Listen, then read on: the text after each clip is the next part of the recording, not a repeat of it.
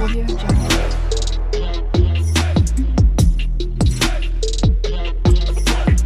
Audio Jungle.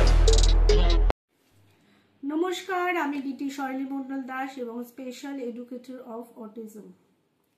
আজকে আমার আলোচনার টপিক হলো যে সমস্ত অটিস্টিক মায়েরা নিজেদের অটিস্টিক চিলড্রেনদের সমাজের থেকে দূরে সরিয়ে রাখে এবং নিজেরাও একটি হীনমন্যতায় ভোগে।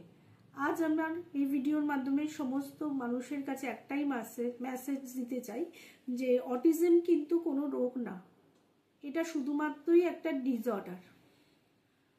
মানে একটু সহজ কথায় বুঝিয়ে বলি, আমরা নর্মাল মানুষেরা যারা নিজেদেরকে নর্মাল বলে মনে করি যে আমরা নর্মালভাবে জন্মেছি এবং যারা আমরা অটিস্টিক চাইল্ডদের ঘেন্নার চোখে দেখি, অনেকে হয়তো অনেক রকম ধারণা আছে অটিজম সম্বন্ধে, তারা অটিস্টিক চাইল্ড বা অটিস্টিক প্যারেন্টদের দেখলে একটু নিচু নজরে দেখেন।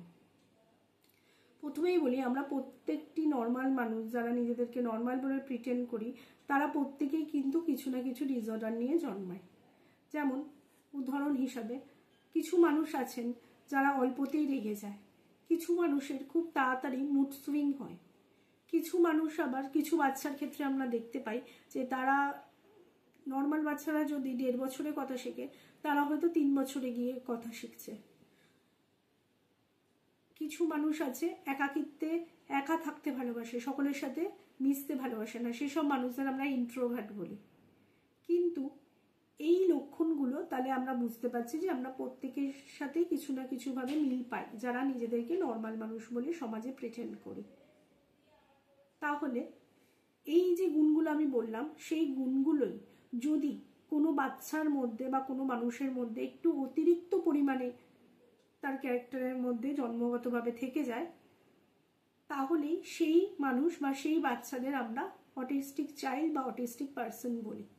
অর্থাৎ আমরা এটা বুঝতেই পারলাম যে এটা কিন্তু কোনো ডিজিজ না, এটা শুধুমাত্র একটা ডিসঅর্ডার, যেটা কিন্তু বিভিন্ন থেরাপি এবং বিভিন্ন সেশন, বিভিন্ন কাউন্সিলিংয়ের দ্বারা কিন্তু সহজেই এটাকে ওভারকাম করা যায়। আমরা পৃথিবীতে অনেক মানুষ জানি যে যারা নর্মাল মানুষের থেকে অনেক অটিস্টিক চাইল্ড বা অটিস্টিক পার্সনরা আজ ভবিষ্যতে প্রতিষ্ঠিত এবং বড় জায়গায় প্রতিষ্ঠিত।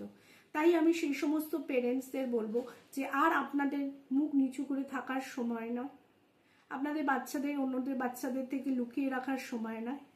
এখন কিন্তু অটিস্টিক বাচ্চারা সকলেই নর্মাল হিসাবেই প্রেজেন্ট হয় সমাজে।